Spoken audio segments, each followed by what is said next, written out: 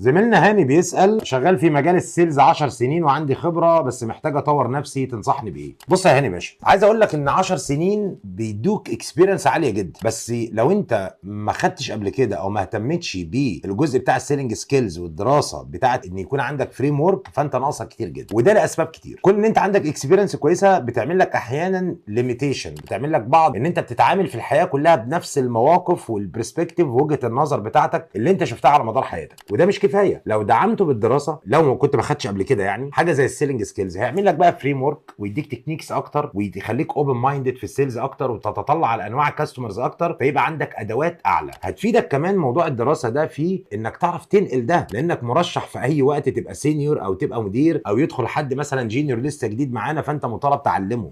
هتقول له ازاي؟ هتقول له جرب دي واعمل دي وخلاص، ولا هتسمي له دي هاندلنج اوبجكشن وهتسمي له دي بروبنج، وهتعرف تبدا تسمي له التكنيكس عشان يعرف يلعبها. فدي هتبقى مهمه جدا جدا ليك في المرحله دي. كمان لو انت ناقصك اي حاجه زياده على فكره السيلينج المحدوده دي، لازم تبدا تطور نفسك فيها. يعني انت مثلا النيجوشيشن اخبارها معاك ايه؟ انت ممكن تكون قوي في السيلينج لكن تعرف تتفاوض، تعرف تبدا وتنهي وتخلص تفاوض. طب الكوميونيكيشن اخبارها ايه؟ طب قرايه البادي لانجوج بتاعت الناس عامله ازاي؟ كل ما كنت هتقدر تمارس اكتر الكوميونيكيشن والنيجوشيشن تدعم بيها السيلينج بتاعك، هيبقى موقفك اقوى بكتير. واهم نصيحه بقى، 10 سنين يا هاني في نفس التايتل تو ماتش، لازم تبدا تفكر ستيب فورورد. ازاي ابقى مدير؟ المدير بيعمل ايه؟ انا ناقصني ايه عشان ابقى مدير؟ هل ناقصني مثلا مهارات في الليدرشيب؟ هل ناقصني شويه حاجات كونسبشوال سكيلز، مثلا ازاي افكر، ازاي اعمل اناليسيز، ازاي اخد قرارات؟ ايه اللي ناقصني كمدير عشان اتحرك بسرعه واخد خطوه زياده وابقى مدير؟ فلازم بسرعه تبقى تيم ليدر وفي وقت قصير جدا جدا يا هاني. حط الخطه وابدا اشتغل عليها عشان تبقى تيم ليدر، وبالتوفيق ان شاء الله.